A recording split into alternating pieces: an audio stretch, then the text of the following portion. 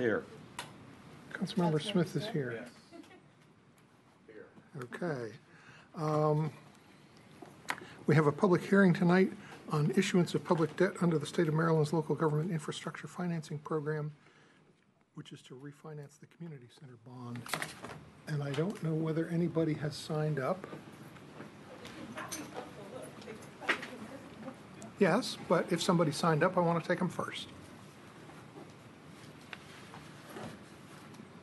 No? Does anybody wish to testify about the issuance of public debt?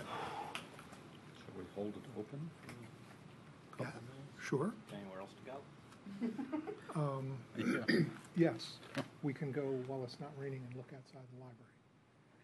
So why don't we see if anybody shows up in the next 5-10 minutes?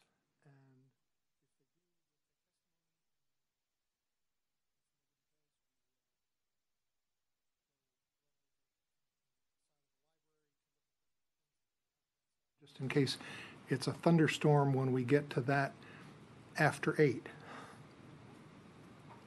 So, Brett, this exchange with Howard regarding the library, Howard subjected Bruce and me to I'll call it a similar exchange maybe 3 weeks ago regarding the New Hampshire Avenue Recreation Center.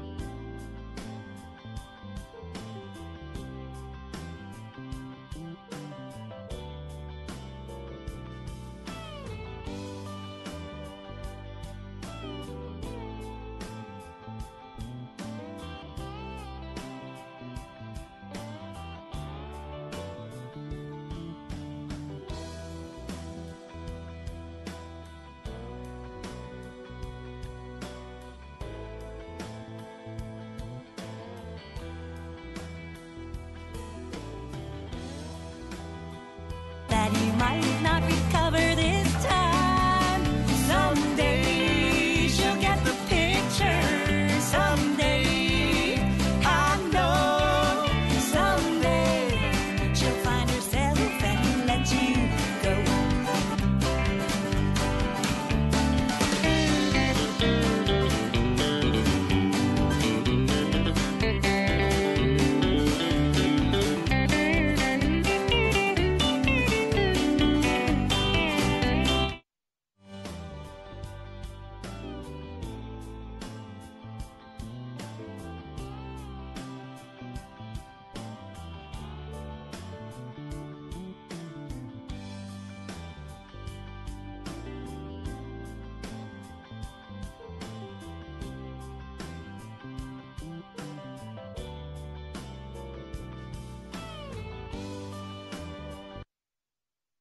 We opened the public hearing on the public debt, and I want to make sure and see if there's anybody who is here who wants to testify at the public hearing. Okay, seeing none, we will close the public hearing, and we will move to the next part of our agenda. There are no changes to this evening's agenda. I will note a couple upcoming items. Next Monday, June 22nd, we have 2 work session discussions that may be of interest to people. The first one is a discussion of police community relations, and the second one is discussion of update to the strategic plan. Then the following Monday, June 29th, there will be no meeting because the City Council will be at the Maryland Municipal League Convention in Ocean City. And then July 4th is on a Saturday this year, so the city will be closed on Friday, July 3rd, and the parade will take place at 10 o'clock on Saturday the 4th, and the fireworks will be at dark, which is usually about 9:15 at the Tacoma Park Middle School. And also a reminder that this Saturday, June 20th, is the 125th Anniversary Community Supper on Maple Avenue in front of this building from 4 to 7 o'clock. And the headliner band has changed. That's no longer going to be Chop Teeth. It's going to be La Unica. And my understanding is that they play Spanish and Irish music. Spanish and Irish, that's a combination. And there will be free ice cream and there will be food trucks. And so people are welcome to come down and enjoy themselves, say hi to their friends and neighbors, meet new people, have supper, bring your own supper if you want to. There will be tables and chairs set up. And there will be also the Bruce Cromer Jazz Band, and there will also be a DJ first who will be playing music from the period that the city has been in existence. So it'll be a variety of music, and should be fun, assuming that we don't get thunderstormed out. Next is public comment on voting items. So we have 2 voting items tonight. First one is agenda item number 2, and that's a first reading ordinance authorizing the issuance of public debt, which was the subject of the public hearing. So does anybody want to testify on that? And seeing nobody, does anybody want to testify on the first reading ordinance adopting an employee classification and compensation system? I don't see anybody for that one, so we will move to additional public comments, which is on anything that's on our work session discussion, which is the library renovation options, and anything not on our agenda this evening. Welcome. Mayor, council members, I'm Joe Edgell. I'm here tonight on behalf of Tacoma Dogs. You may not realize this, but in addition to the summer solstice coming up in a few days, we also have completion of the dog park. At least that's what our last city manager told us, is that he planned to have the dog park open by the end of June, which was the end of fiscal year 2015, which we're rapidly approaching. Needless to say, we're not there, and not only are we not there, we don't even seem to be close. Now, I have had some conversations with the city manager, and it sounds like things are moving along, but this is, I think, somewhat a matter of priorities, and I'm wondering if the council can encourage the city staff to prioritize this, a high priority, so that we can complete the construction this summer. That's all I have, and thank you very much. Thank you. Anybody else wish to speak? Briefly. Arthur David Olson, Hancock Avenue, on library renovation. When I was a kid, my exasperated mom would tell me that if I didn't do a particular chore she wanted done, she would take away my library card. I have a soft spot in my heart for libraries in general and the Tacoma Park Library in particular. Over the last few months, I've heard a lot of praise for the programs of the library. I've heard a lot of praise for the staff of the library. I haven't heard much of anything about the collection of the library. This suggests to me a future where we have a learning center with a focus on activities rather than assets. If that's the future, we may be able to renovate within the existing footprint of the library, providing more staff space, more meeting space, and ADA compliance, with less space devoted to books. I hope the council will consider this possibility as it moves forward. Thank you. Thank you.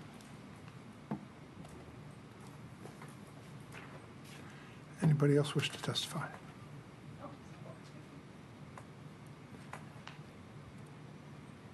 Okay, then we will move along to council comments. Councilmember Siemens. Thank you, Mayor. As you know, many of you know, for years I had brought Pat Lovelace down here to the council meetings on Monday nights and taken him home.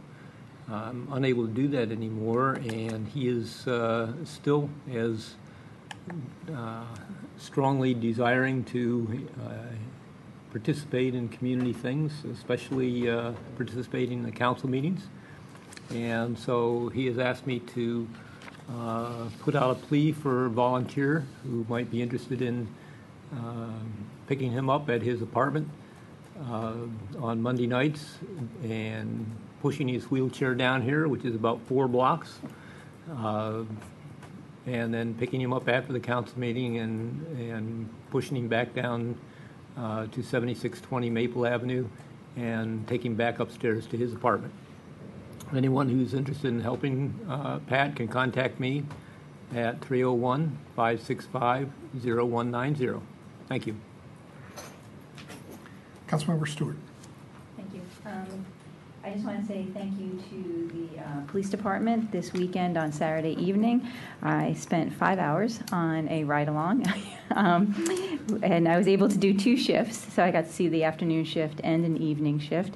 And I know a number of other council members have done this in the past, and I really encourage people to do it. It gives you a different sense of our community, seeing it through very different eyes. I think it was a very interesting and eye-opening experience for me. And I know we're going to talk more in depth about these issues next week. I think one of the things I just want to mention is that I think would be very helpful if the officers had similar name tags, because not only was I able to ride along with 2 individual officers, but because there were different stops and things, I got to meet almost all the officers who were on duty that evening, but not everybody had name tags, or some were too small to read. And I didn't want to disturb them, obviously, while they were doing police business. But otherwise, it was an incredible experience, and I just want to thank the police department for accommodating that. Thank you. Councilmember Schultz. Because Mr. Edgell brought up the question of the dog park, I was wondering, do we have a... Thank you. Shall I start over again? Because Mr. Edgell brought up the matter of the dog park, do we have a notion, and it's really all I'm asking about, not a hard thought, about when we think we might be able to move into, say, getting a bid out request for construction? And then, does anybody have a judgment as to how long it would actually take to build the thing? To the first point, we are actually not going to go out to bid on it. We're going to use our indefinite quantities contractor for the work, and then we're going to install or have a contractor just a company to install the fence and that kind of thing. So we're not going to be having a general contractor overseeing the project. We're going to handle that. So that saves a lot of time, and it does save some cost, but it saves particularly a lot of time. We don't have to go through that bid process. Sure. I don't know how long it will take. Our goal is to have it this calendar year, which is what the previous city manager had pledged, and I hope it's done by the end of the summer. By the end of the summer, you hope. Okay. I won't hold you to a hope. And can you add anything about the holdup with the other entities that have to give permission? Right. It would be wonderful if we were in complete control, but we're not. The access to the site has to go across park and planning land. We use park and planning parking lot, and we need to cross their property to get to our property. That will require going through a permitting process with park and planning for that portion. The other aspect will be a little easier, and that is working with the school district, because we will be doing improvements to school district property that has erosion onto our property. And when we finally got to the right person to work with, it was clear that they saw that this was a benefit to them, and they will work with us on an easement to allow the work to happen. So those are 2 good things. It was much more difficult finding the right people at park and planning on the park and planning portion than it should ever be, but I think we're in good stead at this point.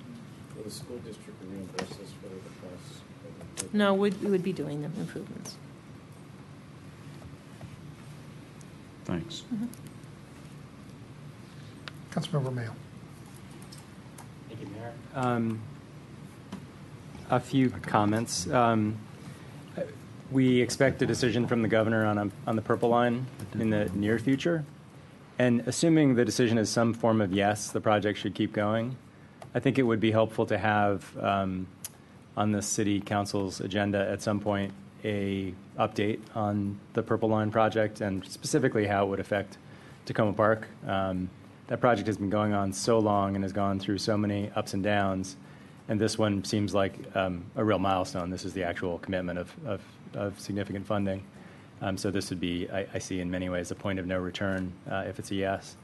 I think that's a good moment to provide information to residents and council. Another big project, WSSC, is under I don't know whether it's a settlement or a consent decree around pollution in Sligo Creek, and I don't know, 5-7 years of work that they've been doing so far to replace leaking pipes.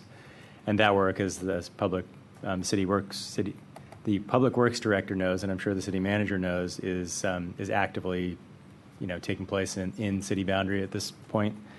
I think it would be helpful to get an update from WSSC to have them come to a meeting and speak to us about exactly what they're doing and how we might be able to expect water quality to change in Sligo Creek over the life of the project.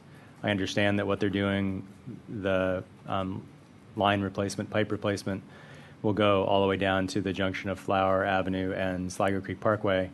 I've been working, I think now for 3 years, on a project to change that intersection into a T intersection with Public Works Director, and I think we were just at the point of yes with the Capital Park and Planning Commission, and now that project has been delayed by the uncertain elements of whatever it is that WSSC is doing with the pipes. And that's not to say that the pipe project shouldn't go forward, but rather, it's clearly going to affect the entire city, really, or at least connect through the wards 5 and 2 and 6.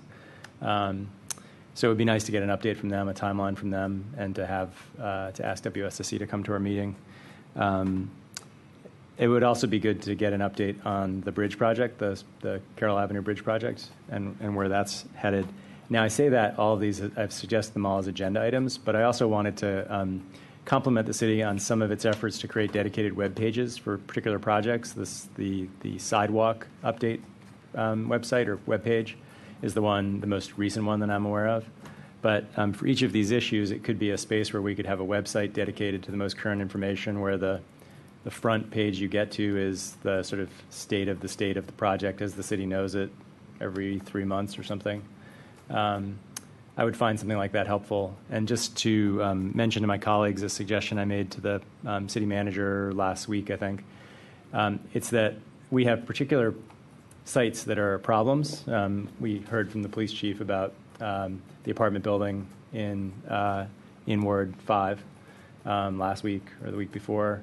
There is another building in Ward 2 that is a continual problem with regard to trash and overflowing dumpsters.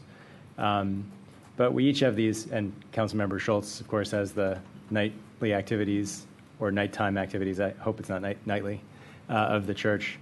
And I wonder if we couldn't just have a set of projects that the city manager has pulled out for special attention, such that perhaps every week at the staff meeting, the city manager is asking staff for an update on that project, whether anything new has happened, whether there's any city staff follow-up, whether there's any county, state, whoever else might be involved, just as a way to, by reminding staff to get information and then be able to provide information back to council and make requests of council so we can get on top of some of these projects and maybe make something more than an incremental gain in the status.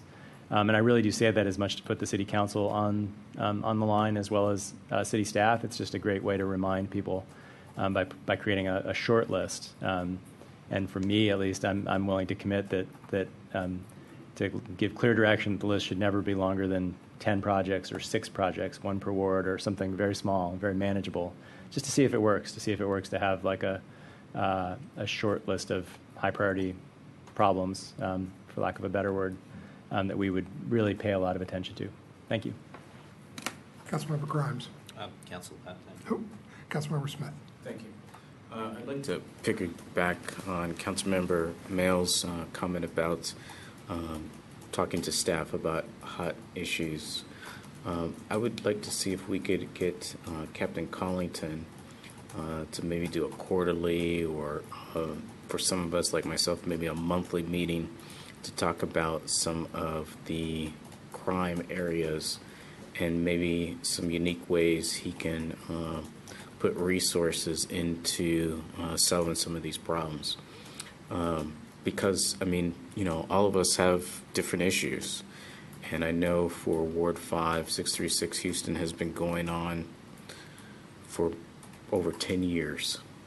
And I think that the best way that anything's going to get done is a true focus on that building and Houston Court, which opens up into 636 Houston. But yes, I'd like to see if we can do a meeting with Captain Collington and see if he can do more to help with some of these issues. And just an update on 636 Houston, I have spoken to Chuck Short and Councilmember George Leventhal about the county putting resources behind Montgomery Housing Partnership to buy the building. The discussion will be on their agenda at the end of this month, so hopefully the county will be able to commit to resources. Thank you. And I just have a couple things to mention. First is a question for the city manager. I had some questions from constituents about the bus shelter posters that are up that are basically city posters about trash and debris and things and safer. And I wondered, since those bus shelters were, we had an agreement with a company that was putting ads in there and we were getting a percentage. Are we paying for those ads? Are we putting ads in there because there were no other ads, or did we just decide that we would commit some resources to putting those ads in there? We're paying for those. Sometimes I have some grant money that goes with it. And then I have a feeling that some stay up longer than maybe we had paid for until a replacement ad is found. Okay, it caused me to think about it, and I realized I didn't know. Second thing is, I was happy to get a letter from the Maryland Department of Natural Resources today saying that the Board of Public Works has approved requests for program open space funds for Colby Avenue playground renovation and for the Lee Jordan Field development in Montgomery County, so the city can go ahead and spend money on those projects, and I was real happy that we can do that. Just a clarification, the Lee Jordan project has been done for, I think, 2 years, but we get reimbursed. Okay. But so it says you can proceed on these. I'm sorry? It says you can proceed on these. Yes, and we were very expeditious in doing so. All right. But it does mean that Colby Avenue can go ahead. That's right. And the last thing, I just wanted to comment on the meeting I had this morning with Jerry Pasternak, Vice President of PEPCO, and he was talking a little bit about the kind of the upgraded sense of what they're going to put in, I believe, on Flower Avenue. He wasn't sure, and I figured that was probably it, that basically they're putting in the LED lights, and they're paying for the modules that go on each of the poles that enables us to be the kind of the test case guinea pig for having a wireless dashboard where we can control the lights, dim the lights. This will be the first place that they've been doing it in their service area. And his sense was that this was all going to be installed by the end of August. August, yeah. It's good news. Yes. And that's it for council comments. City manager has any comments? No additional comments. Okay, we have 2 sets of minutes for adoption this evening from April 6th and April 9th. Does somebody want to move approval? Move. Second. Moved by Councilmember Schultz, seconded by Councilmember Grimes. All those in favor, please say aye. Aye. Any opposed? The ayes have it. It passes unanimously. We'll now move to our special session, which is 2 items. The first is a first reading ordinance authorizing the issuance of public debt under the State of Maryland's Local Government Infrastructure Financing Program, which is for refinancing the community center bond, and I'll turn to the city manager. In 2005, the city took out a bond for the community center project. Original principal amount was $2,600,000. We have approximately, the principal balance at this time is approximately $1.5 million. We were approached by Charlie Day of the Maryland Department of Housing and Community Development's Local Government Infrastructure Financing Program, because after 10 years we're able to essentially refinance this bond, refund it. We had several options provided to us. The most significant option was we can refund it at a lower interest rate. The current amount that we have outstanding on the bond, or we could add other projects to this and have a larger amount at this lower interest rate. The discussions at the time with the City Council, and I think still, are that we don't know that we're ready to make commitments for future major projects. So it didn't make sense, I think, to add money to that. I talked around a little bit to see if there was a particular reason for doing so, and it didn't seem to be at that time. It seemed that we have good options in the future, obviously, to go back out for a bond on other projects. There were several different options that were given in terms of the length of time. We had 10 years left on the project. We were given options for 10, 15, or 20 years. I found out today that there is an option for a 5-year program. In talking with the finance director, the way that the calculations work, and I don't have them in front of me, are that basically we would be paying quite a bit of the principal. It's almost as if this is the route that we wanted to take, that we should simply pay it off, and that's something that we could do. I do recommend the 10-year approach because of the purpose of the bonds. The amount that is in the budget accommodates the payments on that. There are two options, apparently. One is that it could be refinanced after 9 years, but that's be at a higher interest. I mean, we would have to pay a higher interest rate if we did that was a 10-year bond. I am happy to investigate some options and share that with you. I did get some of the information very late today.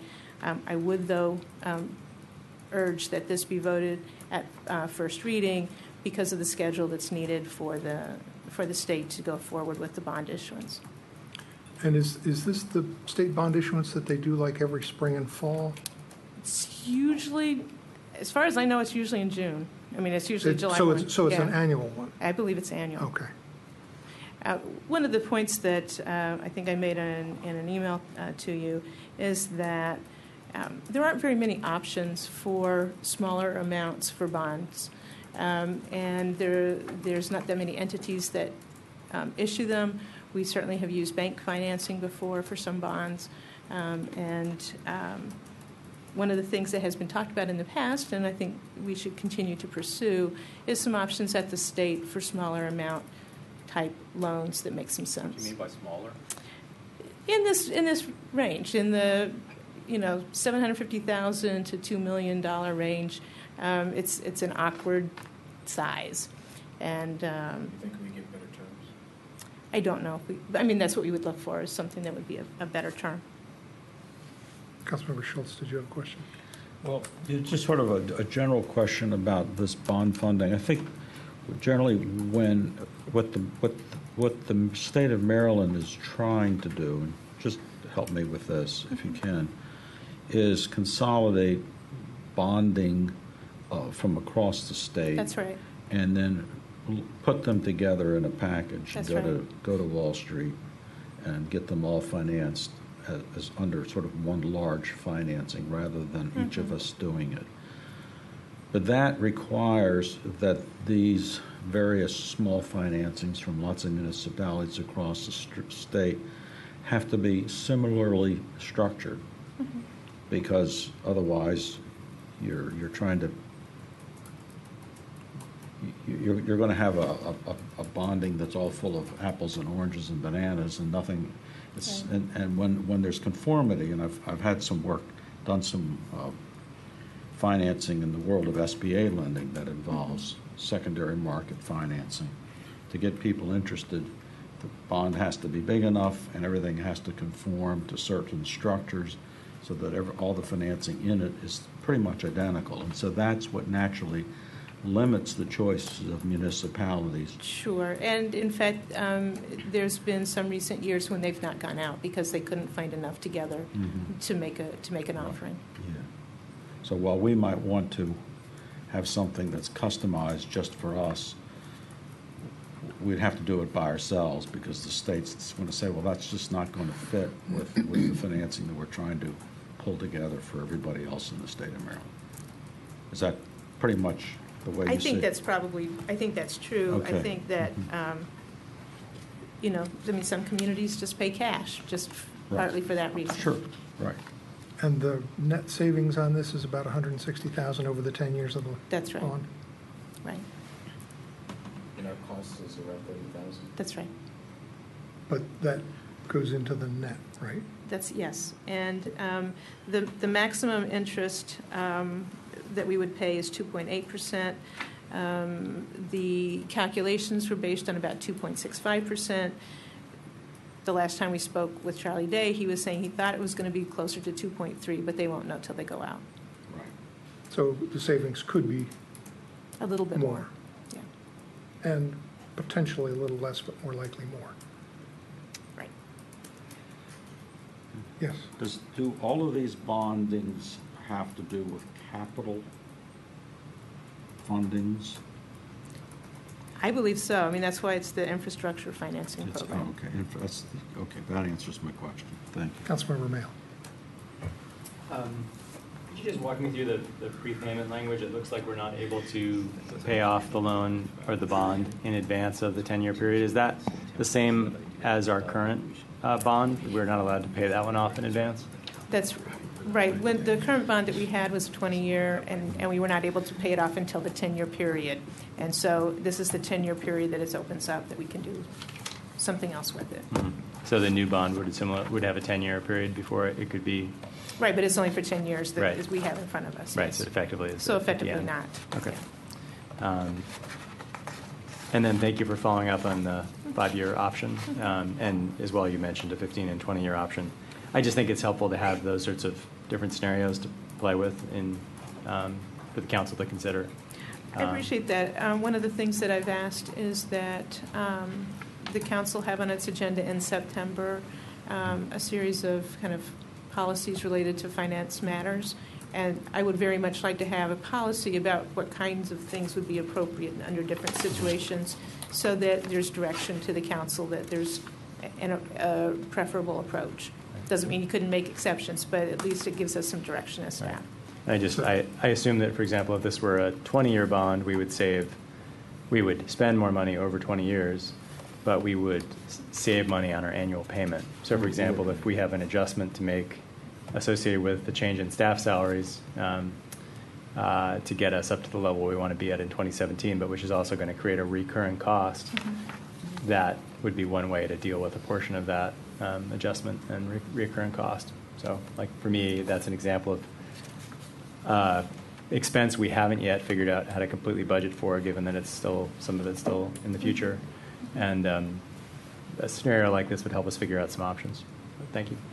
And if I can just add one point to the city manager's mentioning the September agenda item, it'll be to look at basically all of our financial policies and directions and look at what else we might need to add, so it'll be a comprehensive look at them.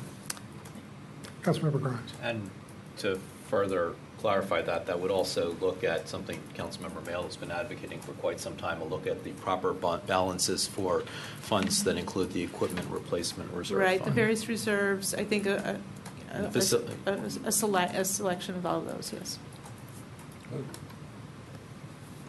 Okay, would somebody like to move this ordinance? So moved. Second. Oh, we're fighting over it. I'll let the clerk decide. I think it was Councilmember Smith moved, and you can pick between Mail and Schultz were kind of neck and neck for. No, he beat me there by 1.2 seconds. Do we have instant replay? Okay, it's been moved and seconded. Any further comment? This is a first reading. All those in favor, please say aye. Aye. Any opposed? The ayes have it unanimously. We will move to our second voting item, which is first reading ordinance adopting an employee classification and compensation system. I'm assuming we'll turn to the city manager again. Sure.